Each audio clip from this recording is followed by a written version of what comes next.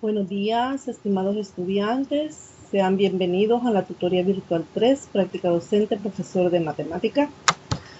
Quiero presentar la agenda a trabajar en esta mañana y es el saludo como primer punto. Hace un momento lo hice.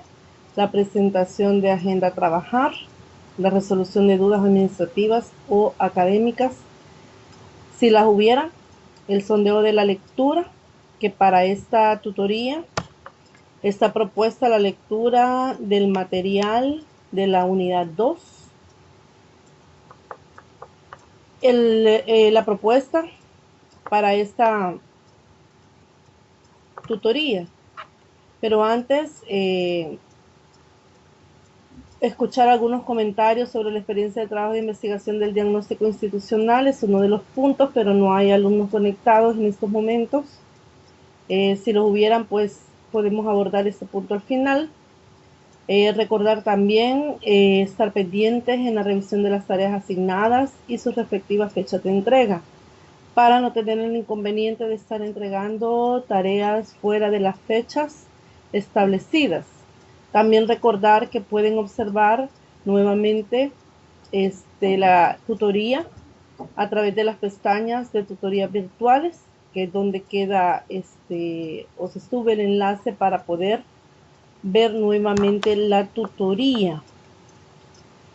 Comentarles también que la dinámica para esta tutoría 3 es la misma que en las anteriores. 3 bloques de contenidos. Al final se plantean o proponen 3 preguntas que son las que tendrán que responder y enviar posteriormente a la plataforma. Recordarles también que revisen muy bien las rúbricas de evaluación para estar pendiente que todo lo que se ha establecido en la rúbrica pues haya sido considerado en la tarea, ya que de eso depende la nota. El primer bloque para analizar en esa tutoría es el análisis didáctico matemático, fuentes, dimensiones, niveles y organizadores. En este primer bloque hay una teoría que se abordó, todo este primer bloque, la teoría se abordó en la tutoría 1, pero ahora dentro del enfoque del análisis didáctico de la matemática se aborda en esa tutoría. Comentaba en ese entonces, al igual lo vuelvo a recordar, que hubo una necesidad de establecer y hacer una diferencia en lo que es la matemática y la educación matemática. A partir de ahí que surge la necesidad de poder hacer una reforma hacia la forma en que se enseñaba en ese entonces matemática, y de ser limitada a la enseñanza de contenidos, como resultado de esa reforma que hubo en los años 50, es la inclusión en los contenidos, además de la enseñanza de la matemática orientada solo a contenidos, sino que se proponen objetivos, metodología, evaluación, y es así como se elabora un programa para la enseñanza de la matemática. Y en esa reforma se pudo tener, a partir de esa aplicación y de la reflexión que se hace acerca de esa reforma, que en un momento determinado quedó fuera de uso o fue rechazada por los diferentes sectores, padres de familia, docentes y estudiantes, por diferentes razones. Pues a partir de esa reforma se pueden encontrar varios hallazgos o se pueden identificar varios hallazgos, y una de ellas es que la educación matemática se ve como un espacio profesional y una ciencia con fisonomía y perfil independientes. Y es que esta disciplina tiene sus propios objetivos, métodos, parámetros de validación y organización de sus comunidades profesionales y científicas, de acuerdo a Ruiz y Chavarría. El segundo hallazgo es la importancia de la resolución de problemas en la enseñanza de la matemática. Entonces, este hallazgo lo podemos encontrar y es que vemos como eje principal del desarrollo de contenidos la importancia de la resolución de problemas de la enseñanza en matemática y para esta parte de la resolución de problemas se toma muy en cuenta los trabajos de Polya y sus trabajos, dice, asumieron la solución de problemas como eje de los procesos de enseñanza-aprendizaje de las matemáticas. Y los de Schoenfeld son dos matemáticos a los cuales sus trabajos son tomados muy en cuenta o toman relevancia en esta reforma que se dio. La idea central es que la enseñanza-aprendizaje debe simular en gran medida los procesos de construcción matemática. Se asume que la enseñanza de estos es justamente la propuesta y resolución de diversos problemas a través entre múltiples instrumentos de heurísticas, es decir, procedimientos específicos, directos o indirectos, que potencian las posibilidades de resolver un problema planteado. Esta necesidad de la resolución de problemas se da porque también se ha visto siempre la matemática como una disciplina bastante aislada de nuestra vida cotidiana y descontextualizada. Entonces la resolución de problemas aparece como necesidad de darle sentido, darle vida, ¿verdad? Darle un significado dentro de la vida cotidiana o el entorno de las matemáticas. Entonces surge como un eje principal. La resolución de problemas matemáticos. Este enfoque logra integrar en alguna medida las visiones diferentes de Piaget y de Vygotsky para la acción en el aula. En 1980, Estados Unidos dispuso que el currículo matemático fuera organizado alrededor de la resolución de problemas. Este fue como uno de los grandes avances que se da en la enseñanza de aprendizaje de la matemática, la resolución de problemas. A finales de esa década se dio un importante avance al plantearse una enseñanza a través de la resolución de problemas, tendiente a desarrollar la comprensión de los conceptos y las destrezas matemáticas, y no solo una enseñanza sobre o para la resolución de problemas, es decir, enseñar métodos de resolución de problemas. Japón, Corea y Finlandia, como resultado de esta reforma y de la reflexión y el estudio que se hace a través de lo que sucedió, ellos han buscado también incorporar este enfoque en sus planes de estudio. El currículo para la formación de docentes debe tener su organización y su lógica ancladas en una perspectiva de construcción de estas situaciones o problemas de aprendizaje. Es decir, los objetivos, métodos, contenidos y evaluaciones en la enseñanza de las matemáticas deben articularse a partir de este eje. En otras palabras, no solamente el eje principal que es la resolución de problemas, no solamente se aplica en las aulas de parte de los profesores hacia los estudiantes, sino que también es una necesidad de incorporar en el currículo para los docentes en formación, ya que son los primeros que deben de ser formados bajo este enfoque para que en un momento ellos puedan ser acreditados como docentes, también ellos puedan enseñar bajo este enfoque. Entonces, por eso la necesidad de incluir en el currículo para los docentes en formación este enfoque de resolución de problemas. Un tercer hallazgo es la comprensión de conceptos y dice que es más importante que el aprendizaje de procedimientos. Y es que sucede también que como en nuestra propia experiencia, ya sea como estudiantes o como docentes, se da mucho énfasis a los procedimientos de una manera tecnicista, de tal manera que si el alumno es capaz de poder memorizar los pasos en la resolución de problemas, pues el alumno prácticamente domina esa domina es las habilidades para resolver cierto tipo de ejercicios.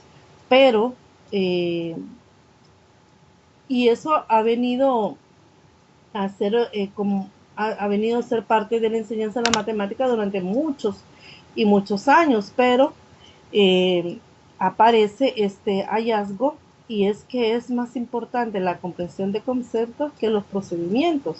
Y es que existe evidencia de que en la formación de profesores una comprensión conceptual de las matemáticas y no algorítmicas genera un impacto positivo en la manera en que el educador desarrollará sus lecciones, lo que incide en el aprendizaje tanto de los conceptos como de los procedimientos. Y es que, en otras palabras, hay un efecto, ¿verdad? Que viene desde un efecto que viene a repercutir, obviamente, en nuestros estudiantes del, y esa es la manera en que nosotros hemos aprendido, ya que de la manera que aprendemos, nos hemos aprendido también nosotros enseñamos.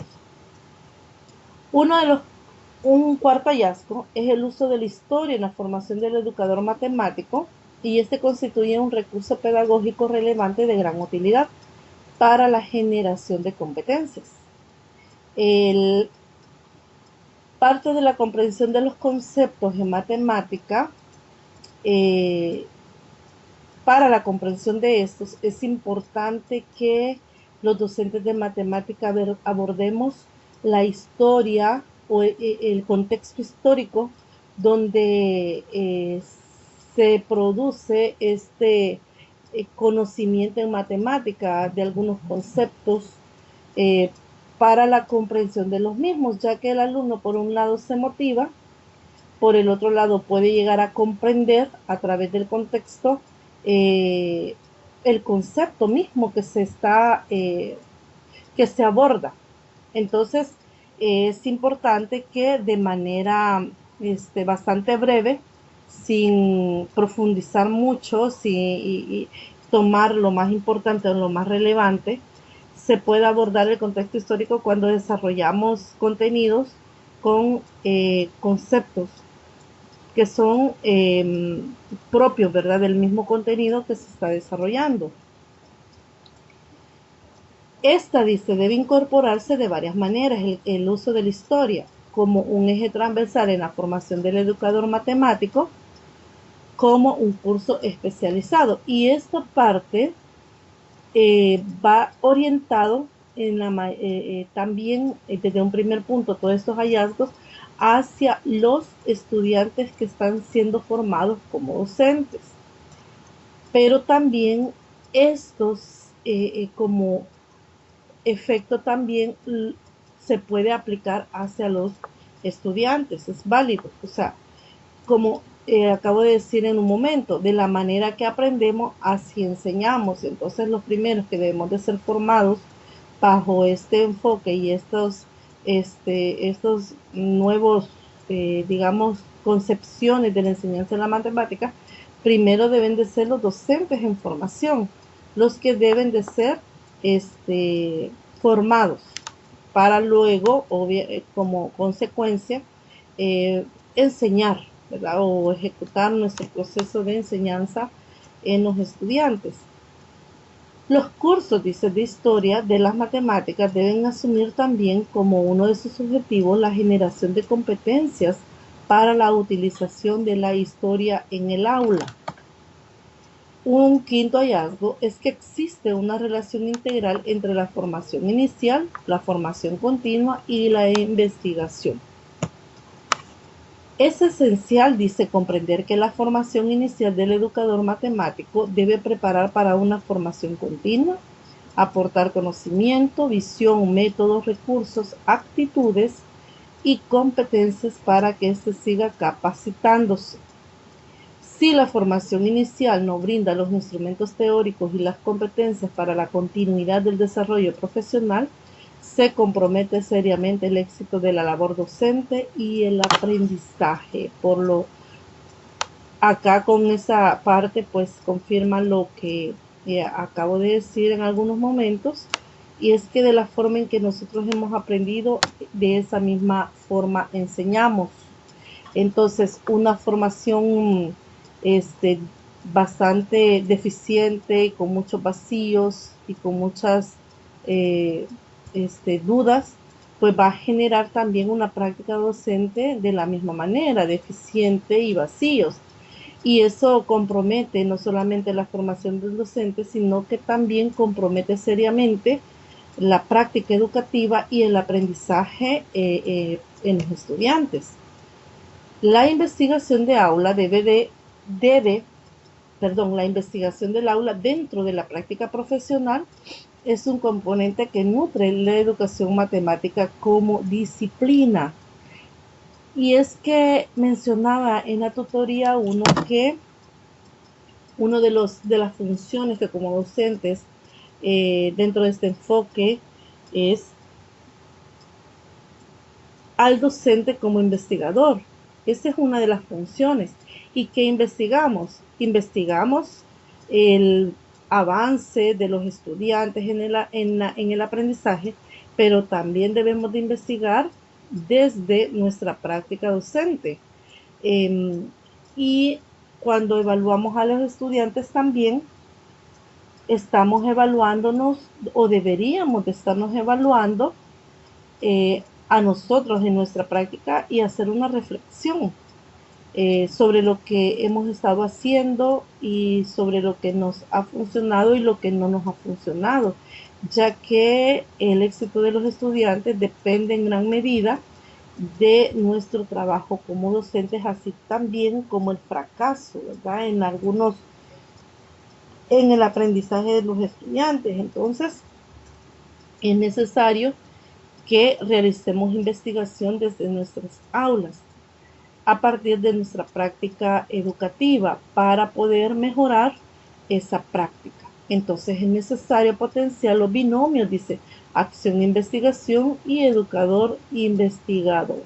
Entonces, desde el enfoque acción-investigación es identificar un problema y accionar en este problema para poder, si bien es cierto, resolverlo en un 100% o resolverlo en un porcentaje significativo. Y está también el educador investigador, que es en esta misma línea, el educador, el que enseña, pero que también que investiga. El sexto hallazgo es las tecnologías digitales, y estos son un aliado con doble rostro. Dice que hasta ahora las tecnologías generales de información y comunicación TIC, más que las específicas para las matemáticas, han sido el foco principal para el progreso de la educación matemática.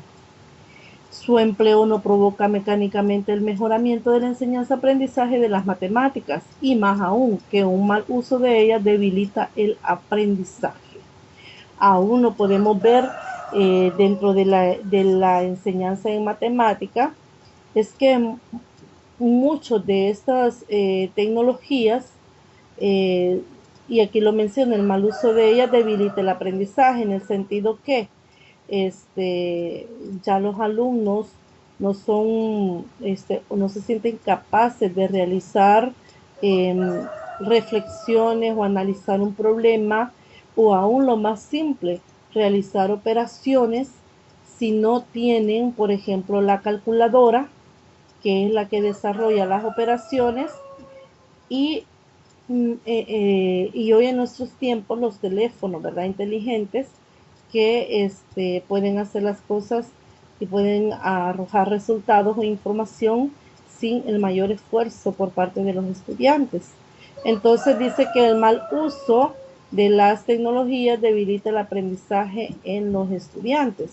Es necesaria una reconstrucción de los contenidos y la pedagogía de la disciplina que acompañe la innovación tecnológica.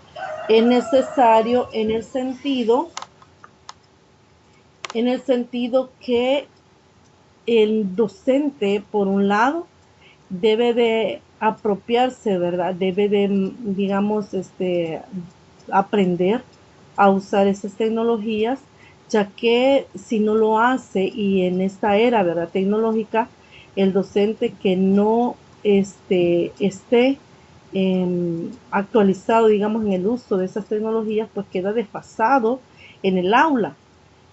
Queda desfasado, ya que los estudiantes, pues su mayor interés es hacia el uso de esas tecnologías. Entonces, la reconstrucción, ¿verdad?, de los contenidos de la pedagogía va en relación a cómo utilizar las tecnologías en el aula, y lejos de ser un enemigo para nosotros como los docentes, y siendo estos, por ejemplo, los teléfonos distractores, sino que ellos se vuelvan un aliado en el aula para el aprendizaje de los estudiantes. De ahí que es necesario que se haga una reconstrucción, dice, de los contenidos y la pedagogía.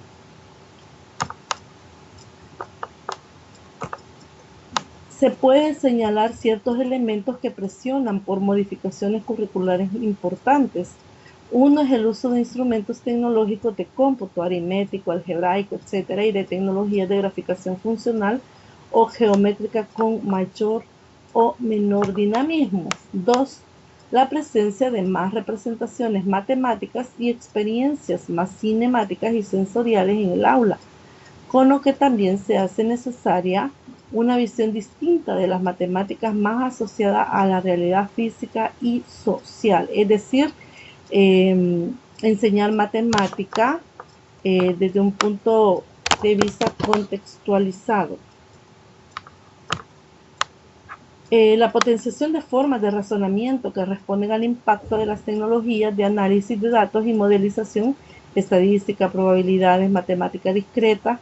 Por ejemplo, se propone una relación distinta entre lo deductivo, lo probable y lo conjetural. También, al existir una amplia ampliación de los espacios tecnológicos para la experimentación matemática por parte de las y los estudiantes, se favorece una percepción diferente de la disciplina. Por ejemplo, es útil, es más tangible, etcétera, que es vital para asegurar la motivación para el aprendizaje.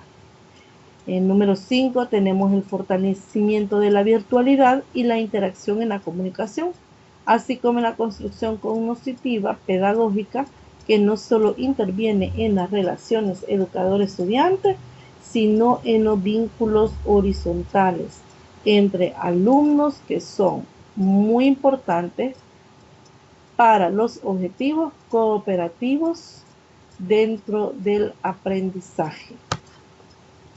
Vemos entonces acá que la relación, el fortalecimiento, dice, de la virtualidad y de la interacción en la comunicación, no solamente de parte de del docente con los estudiantes, sino entre los mismos estudiantes, ya que esta comunicación o esta interrelación entre los mismos compañeros fortalecen el trabajo cooperativo, que es como uno de los pilares fundamentales, ¿verdad?, de nuestro quehacer en el aula, en el proceso de aprendizaje en los estudiantes.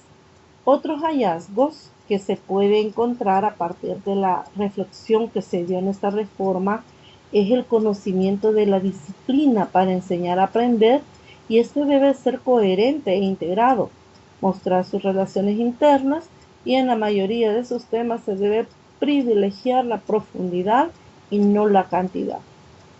Son importantes los estudios específicos sobre la cognición y las prácticas pedagógicas en las que intervienen procesos de autocontrol. Tanto el conocimiento como las creencias que traen los estudiantes deben incorporarse en la formación docente como insumo vital para la elaboración de estrategias pedagógicas, la transferencia o la devolución en el aprendizaje. Enfrentar situaciones nuevas es un objetivo básico. Se deben subrayar los aprendizajes activos y cooperativos. Y al final de este primer bloque, como decía anteriormente, se abordó en la primera tutoría, se plantea la primera pregunta. Y es que la matemática es importante. ¿Por qué y para qué? Esta primera propuesta de pregunta tiene dos preguntas y es que la matemática es importante. ¿Por qué? La primera pregunta y para qué, que es la segunda. El segundo bloque que se analiza en esta tutoría es el análisis didáctico curricular, bajo la perspectiva del desarrollo de unidades didácticas de matemáticas. Gómez describe el análisis didáctico como un ciclo en el cual el docente diseña, lleva a la práctica y evalúa de manera ideal una unidad didáctica. En otras palabras, el diseño de la unidad didáctica obviamente se hace antes de ejecutarla. Por eso dice que es un diseño ideal o es un diseño de manera ideal. El análisis didáctico se desarrolla en 4 partes. Primero se realiza un análisis de contenido, luego el análisis cognitivo, luego el análisis de instrucción y el análisis de actuación. ¿A qué se refiere el análisis de contenido? Como Gómez indica, el análisis de contenido es la herramienta mediante la cual el docente tiene que identificar, organizar y explicar los distintos puntos de vista de un concepto matemático. Según Gómez, la pieza angular del análisis didáctico es el contenido matemático. El análisis de contenido es el punto de partida del ciclo del análisis didáctico. Además, es el análisis de las matemáticas en los centros de enseñanza y su finalidad es describir la estructura matemática de manera que sirva para el aprendizaje y enseñanza en el aula. El análisis de contenido está formado por distintas componentes como el desarrollo histórico, la estructura conceptual, sistemas de representación, fenomenología y documentos curriculares. El análisis de contenido que concierne a la dimensión conceptual de las matemáticas en el nivel de planificación local y proporciona herramientas para analizar los temas de las matemáticas escolares e identificar y organizar su multiplicidad de significados. La expresión contenido de las matemáticas escolares no tiene un único significado. El contenido de las matemáticas escolares puede hacer referencia tanto a los contenidos que se identifican en el currículo oficial de un país como a los que recogen los libros de texto o a los que un profesor determina que va a trabajar con su clase sobre un tema determinado. En este sentido, vemos que el punto de partida de la elaboración de la unidad didáctica es el análisis de contenido. Este análisis de contenido obviamente lo hace el docente a partir de la realidad educativa en la que están inmersos los estudiantes. Por eso es que dice que el contenido de las matemáticas escolares no tiene un solo significado. Podría ser la combinación de estas tres que menciona, y es los contenidos que están propuestos en el currículo, los que recogen los libros textos y también los que puede el profesor determinar a enseñar. Entonces, se observa que los contenidos en matemática pues no son realmente contenidos rígidos, digamos, sino que estos pueden ser adaptados. Algunos, bueno, y de hecho, en planeamiento didáctico vimos, se pudo discutir el hecho de no omitir contenidos del programa, no eliminarlos, sino que adaptarlos, contextualizarlos, lo que yo acabo de decir, a la realidad educativa. Entonces, el análisis de contenido es el punto de partida para la elaboración de una unidad didáctica. Seguidamente tenemos el análisis cognitivo. Después de haber realizado el análisis de contenido Gómez expresa que el análisis cognitivo es la herramienta del profesor para prever el futuro aprendizaje del alumnado y cómo pueden progresar en su conocimiento matemático al realizar tareas de enseñanza y aprendizaje. Gómez también expresa que el profesor tiene que tener en cuenta los objetivos y el contenido de la unidad. El profesor explica unas hipótesis de cómo los alumnos pueden mejorar construyendo su conocimiento matemático al enfrentarse a las actividades de aprendizaje y enseñanza. Los puntos siguientes orientan sobre la forma de proceder al realizar el análisis cognitivo de un tema matemático. 1. Es establecer el listado de competencias a las que se quieren contribuir. 2. Enunciar el listado de objetivos que se pretenden desarrollar. 3. Enunciar el listado de capacidades implicadas en los objetivos del tema. 4. Enunciar el listado de dificultades y errores previstos. Entonces, podemos establecer que el análisis cognitivo depende exclusivamente del desarrollo primero cognitivo de nuestros estudiantes, ya que se asume que antes de elaborar una unidad didáctica, pues ya se ha realizado un diagnóstico en donde se ha podido, entre otros elementos, haber recogido información de el nivel de aprendizaje de los estudiantes y el desarrollo cognitivo de ellos. Entonces, a partir de el nivel de aprendizaje de nuestros estudiantes y de manera general los conocimientos previos que ellos puedan tener o poseer, poder abordar un tema. Entonces, el docente es el que debe de construir o diseñar la unidad didáctica teniendo en cuenta esas particularidades de nuestros estudiantes, ya que eso determinará la forma en que hemos de enseñar y cómo hemos de ayudar al estudiante para que construya su propio conocimiento. Luego de haber realizado el análisis cognitivo, se realiza el análisis de instrucción. Gómez también indica que el análisis de instrucción es donde el profesor tiene que diseñar, analizar y seleccionar las actividades y tareas a realizar por los alumnos. Estas formarán parte de su proceso de enseñanza y aprendizaje. Gómez también señala que el resultado de este análisis de instrucción debería ser localizar y describir actividades que se puedan incluir en el proceso de enseñanza y aprendizaje de los alumnos. Los procedimientos del análisis de instrucción, dice, se sustentan en dos ideas principales. Una es la tarea y la otra es la secuencia de tarea. Y es que una secuencia de tarea es una ordenación de tareas, la misma palabra lo dice, secuencia. En algunas ocasiones, una secuencia de tareas puede incluir una o más tareas transversales que los estudiantes abordan simultáneamente con otras tareas de la secuencia.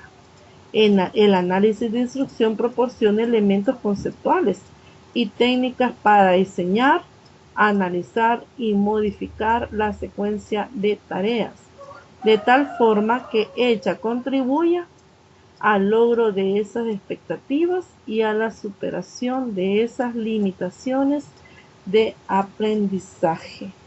En otras palabras, vemos que el análisis de instrucción son las tareas que el diseño, ¿verdad?, de estas actividades, de las tareas que los estudiantes han de ejecutar en el proceso de aprendizaje. Entonces, en esta última, en esta parte vemos que hay dos ideas principales que se abordan en este análisis, que es la tarea y la secuencia de tareas.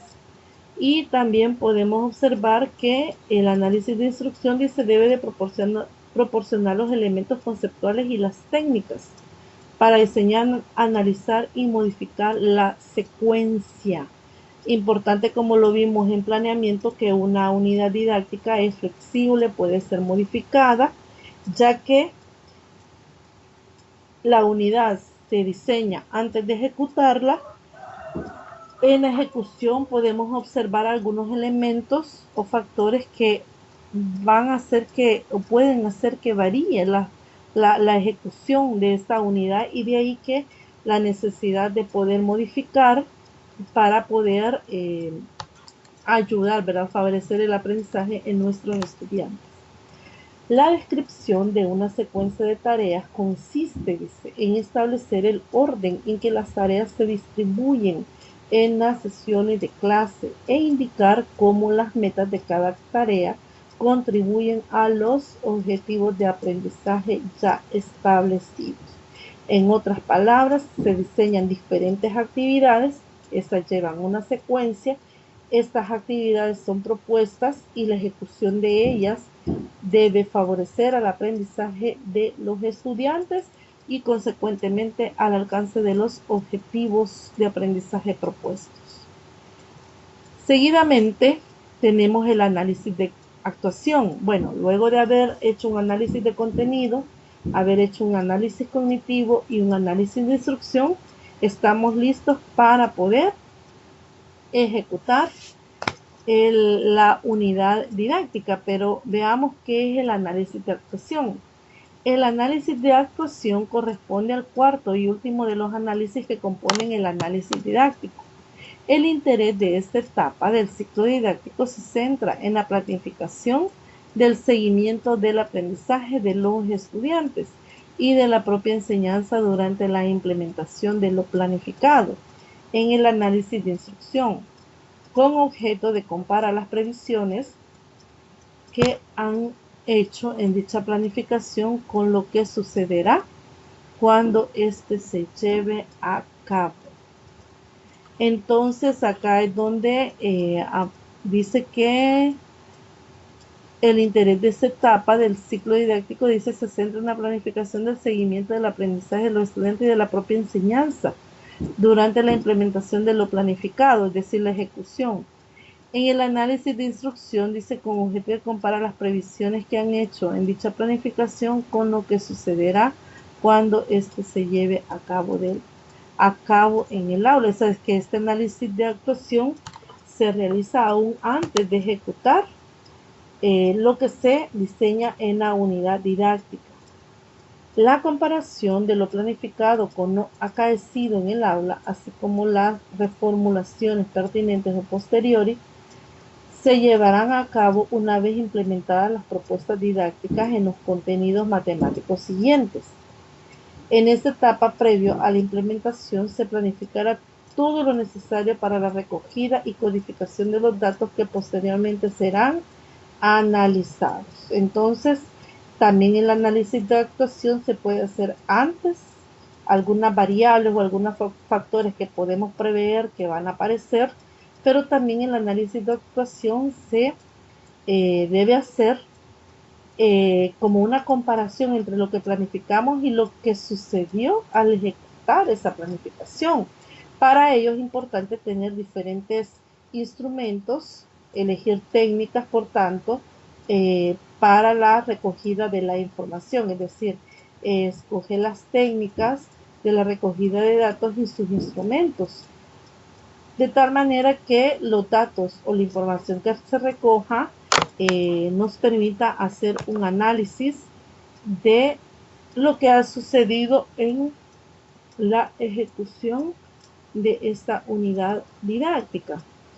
El análisis de actuación está vinculado a la evaluación, si bien no es equivalente a ella, dependiendo de la concepción que los profesores tengan de la evaluación, la relación entre estos dos procedimientos puede ser más o menos estrecha. Así, dice, desde la perspectiva de la evaluación formativa, el énfasis está puesto en promover el aprendizaje de los estudiantes. Entonces acá vemos que este procedimiento del análisis de actuación puede ser vista como parte de la evaluación. Por eso dice que no es equivalente a la evaluación, pero sí viene a ser parte de la misma, porque a partir de desde el momento en que se utilizan diferentes instrumentos para recoger información sobre lo que ha sucedido o como lo que ha sucedido en el aula en relación a los estudiantes y a su aprendizaje, a partir de ahí es que de la información que recogemos podemos llevar a cabo una evaluación del proceso. Esta evaluación del proceso nos permite hacer una reflexión sobre el mismo y esto nos permite poder realizar la toma de decisiones para el mejoramiento de la práctica docente. Por eso es que dice que dependiendo cómo el docente lo vea, lo puede ver como realizar este análisis de actuación a partir de la aplicación de diferentes instrumentos que nos permita recoger datos, lo pueden ver como una evaluación, pero algunos docentes lo pueden ver como una parte importante y complementaria al proceso de evaluación de los estudiantes. Por eso es que se ve este análisis de instrucción como parte de la evaluación formativa. Bueno, y el desarrollo de unidades didácticas de matemáticas. Y es que vamos a recordar un poco acerca de lo que es la unidad didáctica o unidad de programación.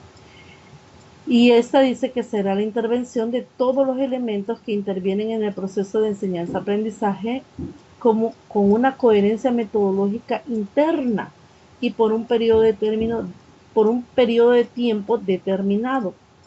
La unidad didáctica es la interrelación de todos los elementos que intervienen en el proceso de enseñanza-aprendizaje, con una coherencia interna, metodológica y por un periodo de tiempo determinado. También lo aborda Ibáñez, al igual que Antunes y otros, hay unos elementos en común que aparecen en estas dos definiciones. La unidad de programación y actuación docente configurada por un conjunto de actividades que se desarrollan en un tiempo determinado para la consecución de unos objetivos didácticos. Este tiempo determinado al que se menciona está limitado por la jornalización, y es que cuando hablamos de unidad didáctica podemos hablar de una unidad didáctica por contenidos, y entonces esos contenidos dentro de la jornalización tiene cada uno tiene su propio horas clases determinadas para el desarrollo. Entonces por eso este tiempo de ejecución está limitado por la jornalización. Una unidad didáctica da respuesta a todas las cuestiones curriculares. Hay que enseñar objetivos y contenidos. Cuando enseñar secuencia ordenada de actividades y contenidos. Cómo enseñar actividades, organización del espacio y del tiempo, materiales y recursos didácticos. Y a la evaluación, criterios e instrumentos para la evaluación. Todo ello en un tiempo claramente delimitado. O sea que aquí tenemos otra definición de unidad didáctica. Y si recordamos la teoría en planeamiento didáctico, son los mismos elementos que pudimos abordar en la asignatura en relación a la unidad didáctica. La unidad didáctica es una forma de planificar el proceso de enseñanza-aprendizaje alrededor de un elemento de contenido que se convierte en eje integrador del proceso, aportándole consistencia y significativa. Esta forma de organizar conocimientos y experiencias debe considerar la diversidad de elementos que contextualizan el proceso, nivel de desarrollo del alumno, medio sociocultural y familiar, proyecto curricular, recursos disponibles para regular la práctica de los contenidos. Seleccionar los objetivos básicos que pretende conseguir, las pautas metodológicas con las que trabajará la experiencia de enseñanza-aprendizaje, necesario para perfeccionar dichos procesos. Al final de este bloque, que es muy corto realmente, aparece la siguiente pregunta. ¿Y por qué cree que es importante tomar en cuenta las 4 etapas del análisis didáctico en el desarrollo de las unidades didácticas? Esta es la segunda pregunta que aparece y que debemos de responder. Y como tercer bloque tenemos el currículo matemático. Y a esto se plantea una pregunta: ¿y cómo mejorar las competencias matemáticas de los estudiantes? La matemática para la sociedad, dentro del marco curricular, está referida a la ejecución con dominio y destreza de las habilidades matemáticas de cada ciudadano, en lo esperado de manera teórica, normativa. Sin embargo, asimismo, con la ejecución conveniente ocasional de ciertas habilidades de cálculo, son consideradas como suficientes. La matemática es importante. ¿Por qué y para qué? Su relevancia va a depender del nivel de necesidad de uso de la misma. Por ejemplo, para un marino, dice, el uso de la trigonometría en la dirección de un buque es primordial. Para un astrólogo, la geometría en la construcción de las cartas astrales es sustancial. Y así, hay otros ejemplos. Y las operaciones básicas en un nivel que supere la evaluación de suficiente le basta. Sin embargo, en acción cotidiana, en este último ejemplo, que las operaciones básicas en un nivel que supere la evaluación de suficiente le basta al estudiante, dice que se observa cómo la comunidad en general en este intercambio tiene un nivel de conocimiento que apenas llega a suficiente. En otras palabras, que hay se observa bastante deficiencia en cuanto al dominio de las operaciones básicas. El manejo de las relaciones comerciales referidas a peso, medida, volumen, muestran tanto en la escuela como en la cotidianidad un desfase que sustenta justamente las relaciones que han de verificarse en la práctica del ciudadano fuera de la escuela, y no siempre ocurre de manera efectiva esta acción. Así que también vemos que no hay un dominio suficiente del concepto de las relaciones de estos conceptos de matemática, peso, medida, volumen, en la escuela, dice, y fuera de ella, en otras palabras, dentro del contexto o del entorno. O sea que la aplicación de estos conceptos pues no es significativo para los que han aprendido, ya que no hay un dominio, ¿verdad?, de estos conceptos, ya que no pueden ser o no se aplican de manera adecuada en la realidad cotidiana. La enseñanza de la matemática debe estar subordinada a la filosofía dispuesta en el currículo, y en consecuencia, si el currículo tiene una orientación liberadora, emancipadora, debe entenderse también la enseñanza de la misma bajo esta concepción, de manera tal, dice, que sirva para la vida la enseñanza de la matemática y no esta subordina el destino de los actores a la función discriminatoria, segregadora y determinante de relaciones de poder que hasta ahora vienen cumpliendo de manera histórica.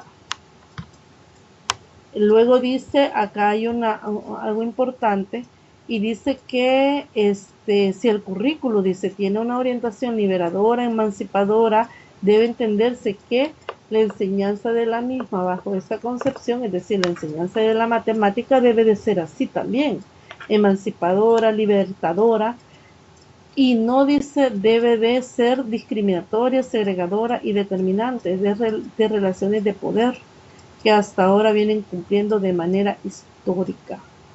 El docente que enseña matemáticas. ¿Cuál es la función del docente que enseña matemáticas? ¿Cuál es el papel que juega? Y acá se plantea dos preguntas. Dice, ¿cuál es el camino? ¿Cuál es el papel de los docentes que enseñan matemáticas? Y es que en relación a quienes enseñamos, digamos en el área de matemática, Mendoza afirma que los docentes latinoamericanos son los mismos, enseñan y han enseñado de la misma manera desde hace más de 30 años y lo seguirán haciendo así, al menos por unos 30 años más. A menos, dice, si creemos que hay algo que no está bien en este proceso y las metodologías de enseñanza que emplean, que hay algo equivocado en su acción educativa y empecemos a transformar dicha acción para cambiar hacia una manera más adecuada y pertinente de realizar la tarea que nos toca ejecutar cotidianamente. En otras palabras, la manera en que el alumno aprende matemática depende de la manera en que nosotros enseñamos, y esa es una realidad innegable. Entonces, hay docentes que tienen una manera de enseñar y esta forma de enseñar no ha sufrido cambios durante años. Y si recordamos, bueno, yo he oído la experiencia de algunos estudiantes cuando hablan acerca de sus profesores y hablan específicamente de los profesores de matemática, porque en esa, con estudiantes o docentes de formación en matemática trabajo, y es que algunos mencionan que se recuerdan que el docente de matemáticas llevaba los mismos apuntes a saber de cuántos años, porque hasta amarillo, decían ellos, andaban las páginas o el cuaderno. Entonces quiere decir que esas clases no habían sufrido cambios durante al menos varios años. Entonces, eso quiere decir que no ha habido una reflexión por parte del docente que enseña matemática acerca de lo que está sucediendo en el aula.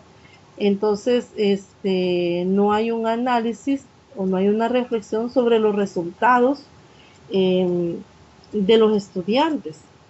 Y a veces creemos también que si el alumno tiene malos resultados en las evaluaciones es porque el alumno fracasa o no tiene esas habilidades o no es competente. Entonces, pero no, al menos en muchos años no se ha hecho o no se hizo esas reflexiones que ahora vemos como muy marcado, la necesidad de realizar un análisis, como dice acá, de actuación, es decir, una reflexión sobre lo que ha sucedido en el aula a partir de la ejecución del diseño de una clase o una unidad didáctica. Entonces, es necesario hacer esa reflexión para que a partir de los resultados podamos determinar o observar que hay factores que pueden estar influyendo de manera negativa en el aprendizaje de los estudiantes y por tanto es necesario que haya unos cambios y se transforme, ¿verdad?, la acción educativa en el aula por parte de los que enseñamos. Y es que aquí hay otra pregunta, y dos, y dice, ¿basta saber matemáticas para enseñar matemáticas? ¿Cuáles son los saberes específicos del docente de las matemáticas? Para Schulman, una de las componentes del conocimiento del profesor que está ligado al contenido que enseña es el conocimiento didáctico del contenido. No es exactamente el conocimiento matemático del que dispone el investigador en matemática ni el ingeniero. Tampoco se reduce el conocimiento matemático escolar. En esta parte, Schulman dice que hay una clara diferencia entre el conocimiento didáctico de un contenido y el conocimiento matemático de dicho contenido. Y la primera tiene que ver cómo enseñar ese contenido desde un punto de vista pedagógico. Dos docentes pueden abordar un mismo contenido de manera muy diferente. Por ejemplo, un docente que tiene formación pedagógica, obviamente va a desarrollar un mismo contenido de manera muy diferente a un ingeniero, por ejemplo. Entonces, si este ingeniero no ha tenido estudios en relación a la pedagogía o formación pedagógica. Entonces, a eso se refiere Schulman. Es que dos cosas diferentes, el conocimiento de un contenido matemático y el conocimiento didáctico de dicho contenido. Es necesario, dice, que el docente sea pedagógico. Tiene que tener a mano un arsenal de formas de representar un objeto matemático, algunas derivadas de la investigación, mientras que otras derivadas de la práctica. Es decir, ese arsenal de formas de representar un objeto matemático, de formas de cómo enseñar, de formas de las diferentes formas en que hemos de presentar un contenido para que el alumno pueda aprender de la mejor manera, es producto, dice, de la investigación, es decir, expertos o teóricos que anteriormente ya enseñaron un contenido y nosotros podemos encontrar en diferentes bibliografías propuestas de cómo enseñar un contenido. Puede ser ese un camino o una opción, pero también nuestra propia experiencia nos puede ayudar en la manera en que hemos de proponer cómo enseñar un contenido. De hecho, si hacemos una reflexión, porque entiendo que estamos en la práctica docente, estamos ejerciendo, y es que no estarán de acuerdo conmigo cuando digo que un mismo contenido lo hemos abordado en los diferentes años de manera diferente. Hay contenidos a los que le hacemos, en cuanto al diseño de actividades, cambios. Esos cambios, ¿por qué se realizan? Porque la experiencia previa nos enseñó o nos permitió observar que lo pudimos hacer de otra manera. Esa otra manera es la que consideramos en la siguiente vez que desarrollamos ese contenido. De esa manera, nuestro bagaje de conocimientos y de experiencias en cuanto a cómo enseñar un contenido se va haciendo cada vez más rico, se va integrando con otros elementos que hacen más productiva el diseño de esas actividades en nuestros propios estudiantes. Y podemos ver que los alumnos pueden tener diferentes opciones de cómo aprender y no de una sola manera. El conocimiento de contenido pedagógico también incluye la comprensión de lo que hace que determinado tópico sea fácil o difícil, las concepciones y las preconcepciones que más frecuentemente tienen los estudiantes de distintas edades y los marcos en los que aprenden. Es decir, que los estudiantes llevan ideas preconcebidas de su misma experiencia de la vida cotidiana o de las experiencias de los años escolares anteriores. Entonces no podemos decir que vamos a partir nuestra práctica educativa ignorando estas experiencias, sino que vamos a ayudarnos a través de las experiencias de esos estudiantes para que ellos construyan el nuevo conocimiento. Pero dice, si estas preconcepciones son falsas concepciones, los profesores necesitan conocer estrategias más valiosas para que los aprendices reorganicen y comprendan, ya que los aprendices no son una tabula rasa antes del conocimiento, es decir, sí traen conocimiento, por eso la palabra aquí lo dice, para que los aprendices reorganicen, es decir, ya hay conceptos previos, conocimientos previos sobre conceptos en matemática, pero estos pueden haberse concebido de manera equivocada, de manera incorrecta. Entonces la tarea del docente es por primero conocer estrategias, valiosas, dice, luego diseñarlas eh, o aplicarlas, más bien dicho, incorporarlas y aplicarlas en el diseño de la unidad didáctica. Lo que decía hace un momento, no podemos ignorar que los estudiantes traen conocimientos previos, ¿verdad? O sea, no vienen totalmente nulos o en su mentecita en blanco en referencia a un contenido o conceptos en matemática. Las fracciones, por ejemplo, para un investigador matemático, la fracción es un par de números enteros, el segundo de los cuales es no nulo, pero un docente de matemática dispone además de las dimensiones que comentaba Schulman. Y vemos algunos, por ejemplo, algunos aspectos que hemos de tomar en cuenta si, si abordamos o queremos desarrollar el concepto de fracciones o las fracciones de forma general. Y es que hay diversos modelos o formas de representación de las fracciones que el docente debe conocer. Uno, son los modelos de superficies o de longitudes. También las representaciones numéricas, que esta puede ser tradicional, como razón, como decimal, como un tanto por ciento. Las representaciones literales, 4/5, 4 de 5 y proporción de 4/5. Esta presentación es en relación a la fracción que se está presentando, que es 4/5. Entonces, 4/5 dice que se puede representar de forma tradicional 4/5, numerador denominador, como razón 4/5, la representación decimal que es 8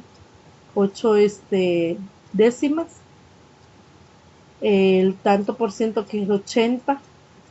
También las literales dice 4/5, 4 de 5, proporción de 4/5. También el docente debe conocer algunas variables que influyen en la dificultad y facilidad del trabajo con fracciones, como las siguientes: los distintos significados de la fracción. Vemos tres maneras, ¿verdad? O tres formas de poder interpretar las fracciones, los números que aparecen en las fracciones. Hablamos de las fracciones propias, impropias, el tamaño de los números, dice el signo que puede aparecer en una fracción, la familiaridad de los denominadores, que son los medios, por ejemplo, los cuartos, tercios, que son más familiares que otros. También la naturaleza de las cantidades o magnitudes, como las cantidades discretas y las cantidades continuas. Entonces, cuando hablamos de cantidades discretas, son los 4/5 de la bolsa de canicas. Decir, los 4/5 de las canicas, ¿verdad?, que hay en una bolsa, y también las cantidades continuas que dice los 4/5 de una tela. Están también las situaciones y fenómenos en las que se presentan las fracciones.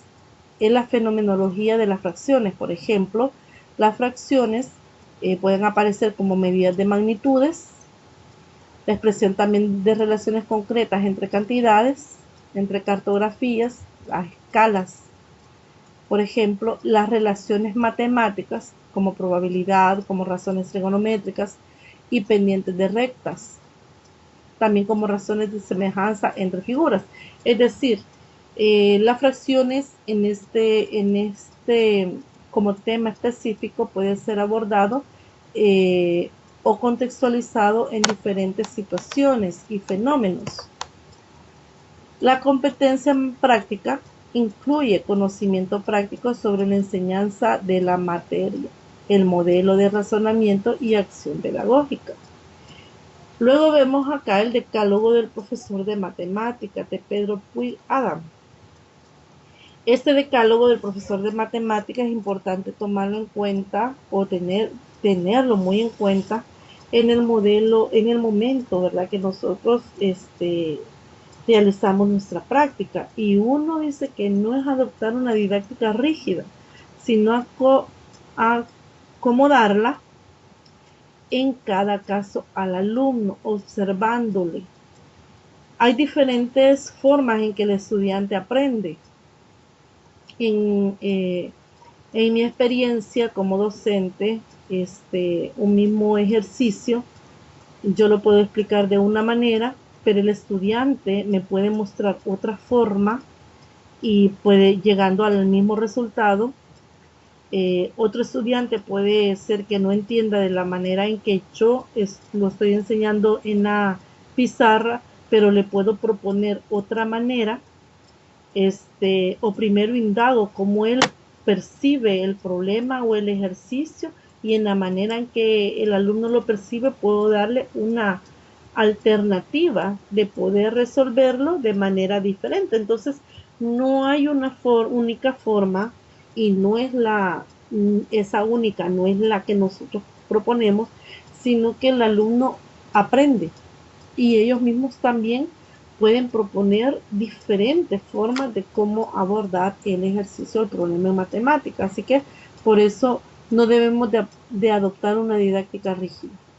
Entonces, número 2, no olvidar el origen concreto de la matemática, ni los procesos históricos de su evolución constantemente. Entonces, lo que mencionaba hace un momento, ¿verdad? El contexto histórico o la historia de los conceptos de matemática en la historia, así que es importante no olvidarlo. Número 3, presentar la matemática como una unidad en relación con la vida natural y social. Es importante que hagamos ese énfasis al presentar conceptos en matemáticos. Número 1, proponiendo problemas, y ya lo veíamos que es uno de los ejes de la enseñanza del aprendizaje hoy en día, es la resolución de problemas y es el enfoque, de hecho, en nuestro programa de estudio de matemática, para que el estudiante encuentre sentido, ¿verdad?, o significado al estudio de la matemática. Número 4, graduar cuidadosamente los planos de abstracción, es decir, un contenido en específico puede abordarse en diferentes grados, grados correlativos, 4, 5 y 6, primero, segundo y tercero, séptimo, octavo y noveno, pero el abordaje de un contenido que puede aparecer en diferentes grados se diferencia en cuanto a la gradualidad. Entonces debemos de tener cuidado cómo es que vamos a abordar un concepto de matemática, porque nuestros estudiantes tienen una madurez, digamos, un desarrollo cognitivo. Entonces es importante tener cuidado, ¿verdad? Y muy en cuenta la gradualidad en cuanto al desarrollo de los contenidos en matemáticas. Número 5, enseñar guiando la actividad creadora y descubridora del alumno. Es lo que mencionaba en momento. Yo he tenido la experiencia, como decía anteriormente, de escuchar a estudiantes que me han propuesto otra manera de resolver un problema. Entonces, al encontrarlo, lo que hago es que en lo personal le pido que lo explique a la clase, que lo comparta, porque es otra manera diferente a la que yo he propuesto. Entonces los mismos estudiantes también tienen su forma, ¿verdad? Tienen sus caminos, sus métodos para poder resolver un ejercicio o un problema. Número 6, estimular la actividad creadora, despertando el interés directo y funcional hacia el objeto del conocimiento. Esta parte motivadora y estimuladora nos compete únicamente a nosotros. Entonces nosotros los docentes somos los que debemos de motivar, somos los que debemos de hacer que el alumno se interese, y esta motivación hacia el aprendizaje de un contenido se hace en la fase de iniciación del desarrollo de una clase. Entonces es importante que el docente motive, ya que de eso dependerá el interés del alumno en el aprendizaje de un contenido. Número 7, promover en todo lo posible la autocorrección. Esta autocorrección es que el alumno pueda hacer una reflexión sobre lo que él está haciendo. en cuanto al desarrollo de las actividades o ejercicios, o sea, y cuál es su actitud, ¿verdad? Cuando hablamos de reflexión no es solamente en cuanto a al desarrollo de las actividades y sus procesos, sino que también a la autocorrección también en la parte actitudinal. Entonces esa autocorrección debe ser integral, tanto en lo cognitivo, ¿verdad?, de aprendizaje, como también en la parte actitudinal. Número 8, conseguir cierta maestría en las soluciones antes de automatizarlas. Entonces, debemos de poder proponer algunas vías, de las formas de solución, pero también escuchar otras alternativas por parte de los mismos estudiantes. Número 9, cuidar que la expresión del alumnado sea traducción fiel de su pensamiento. Número 10, procurar que todo alumno tenga éxitos que eviten su desaliento. Entonces es importante el acompañamiento con nuestros estudiantes, ayudarles en todo momento, motivarlos, tener una actitud abierta como docentes, una actitud también flexible para escuchar a nuestros propios estudiantes. No tomar nuestra manera de enseñar la única, también no ignorar, ¿verdad?, los comentarios y las propuestas que los estudiantes puedan hacernos, ya que de no hacerlo, pues los vamos a desmotivar. Y lo que vamos a lograr es que el estudiante no responda en la manera que nosotros esperamos que lo hagan. Así que la respuesta de los estudiantes a nuestro accionar depende mucho de la manera en que nosotros nos proyectemos hacia ellos, y ese acercamiento, ese acompañamiento en el proceso del aprendizaje de nuestros propios estudiantes. Y finalmente tenemos acá el profesor como un profesional reflexivo. La actuación docente reflexiva encierra para Smith cuatro fases realizadas de manera cíclica. Una es la descripción, que es el punto de partida, luego tenemos la inspiración, luego la confrontación, luego la reconstrucción, y luego iniciamos nuevamente con la descripción y seguimos en este ciclo. Pero este ciclo comienza ante una situación que el docente detecta como problemática. Esas fases que vemos acá, este ciclo, está también orientada en lo que se conoce como la investigación-acción. Entonces el docente inicia detectando un problema, luego dice que la primera acción que hace después de haber detectado el problema consiste en describir las características de esta situación problemática. Posteriormente dice que el docente trata de fundamentar la situación, para lo que emprende un proceso de autodefinición, tratando de describir las teorías y principios personales que subyacen en su forma de enfocar el problema, a sentir las dimensiones de ese problema.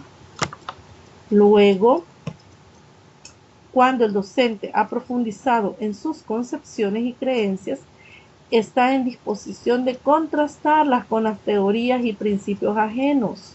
Es decir, cuando el docente ha reflexionado sobre las concepciones y creencias sobre el problema que ha identificado, este debe ser confrontado o contrastado con las teorías, dice, y principios ajenos, especialmente, dice, de expertos en el campo en el que se ha planteado el problema. Es decir, se aborda el problema, debe abordarse el problema de manera objetiva, porque de no hacerlo así, el docente está abordando bajo sus concepciones y creencias el problema de manera subjetiva. Esta confrontación le va a llevar a buscar soluciones al problema, pero estas soluciones tienen que encajar con su práctica, por lo que el práctico reflexivo tratará de diseñar un proyecto de actuación en la que se tomen en consideración la faceta contrastada que le han parecido significativa. En otras palabras, no es suficiente confrontar de manera teórica con los expertos en esta área un problema, sino que también es necesario buscar soluciones. Y estas soluciones dice que deben de encajar o deben de ser congruentes a la práctica, es decir, soluciones que sean viables, soluciones que sean posibles poderlas tomar en cuenta para o que se puedan evidenciar en nuestra práctica. Entonces deben de ser 100% adaptadas a nuestra realidad. Y dice que este docente reflexivo tratará de diseñar un proyecto de actuación en la que se tomen en cuenta, dice, las facetas contrastadas que le han parecido significativas. Entonces, ante las soluciones que el docente pueda proponer, hay un proyecto que se diseña. Y vemos acá dos ejemplos. Uno, en relación a estas cuatro fases. Uno dice cómo se puede aplicar este ciclo. Por ejemplo, si se detecta el problema en cuanto a los problemas en enseñanza de la división y en la resolución de ecuaciones en primer grado con una incógnita. Y podemos abordar, por ejemplo, ver qué es lo que dice la teoría en este primer problema, y es de los problemas en enseñanza de la división. Dice que se va a estudiar las fases de la reflexividad que pueden aparecer a un docente reflexivo cuando se enfrenta a la enseñanza de la división en educación primaria. Uno, que es la primera fase de este ciclo, es la descripción. Dice que la observación de la experiencia de la clase y de las descripciones de las condiciones es lo que se hace en esta fase. Los alumnos hacen más rápidamente el problema de repartir 20 metros entre 5 niños que el de cuántos trozos de 5 metros salen de 20 metros de tela. Número 2, la inspiración, que es la segunda fase. En esta fase dice que el profesor busca en qué teoría se está basando. Ambos son problemas de división, tienen números sencillos, ambos pueden hacerse mediante manipulación, aunque se trate de magnitudes continuas. En el problema se pueden resolver por medio de cuantificación discreta. El profesor cree que ambos problemas son similares al tener esta estructura similar. Vemos que hay dos problemas en la división, pero una es la división para el caso discreto, que es 20 metros entre 5 niños, y el enfoque continuo de esta división es 5 metros, cuántos trozos de 5 metros, dice, salen en 20 metros de tela. Entonces, son divisiones sencillas con enfoques diferentes. Luego, el profesor cree, dice acá, que ambos son problemas similares al tener esta estructura similar. Luego está la otra fase, que es la confrontación. En esta fase dice que los análisis de problemas verbales muestran que ambas divisiones tienen una estructura diferente. Mientras que el primero hay un reparto, en el segundo aparece una comparación o una resta repetida. Y ambos tipos de problemas no se resuelven con igual frecuencia en clase. Esta confrontación es la que el docente hace cuando se aborda o resuelve los dos problemas. Entonces se da cuenta que son dos formas de resolver el problema de manera diferente. La reconstrucción, en esta fase el profesor busca resolver más problemas de división, comparación, por medio de diversos modelos lineales. Por ejemplo, cuántos saltos de 3 escalones ha de dar para bajar una escalera de 15 escalones. Cartesiano, por ejemplo, cuántas cajas de 4 caramelos puede rellenar con los 28 caramelos de una bolsa. También de medida, una división en este enfoque de medida, cuántas pesas de 6 kilos tengo que colocar para equilibrar un peso de 24 kilos. Dice que a la vez de describir los problemas, que se refieren a división de reparto. Entonces vemos las 4 fases en este problema, que está, de hecho, si completaron la lectura, podemos observar que este problema está en la página 16, así como también el segundo problema, que es la resolución de ecuaciones de primer grado con una incógnita. Entonces podemos ver también el abordaje de esta, para este problema, las 4 fases en la página 16 y en la página 17. Entonces aparece la tercera pregunta y aquí finalizamos el tercer bloque. Según su criterio y su punto de vista, ¿cómo mejorar las competencias matemáticas de nuestros estudiantes? ¿Basta saber matemáticas para enseñar matemáticas? Las respuestas a las 3 preguntas las pueden encontrar en la lectura del material, complementadas con sus propias ideas, y también pueden completar y fortalecer las respuestas también con el apoyo de otros textos. Y es así como finalizo la tutoría virtual 3.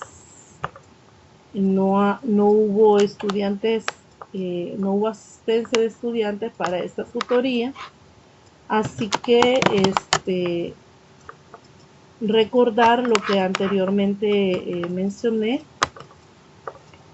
y es estar pendientes de las tareas y las fechas.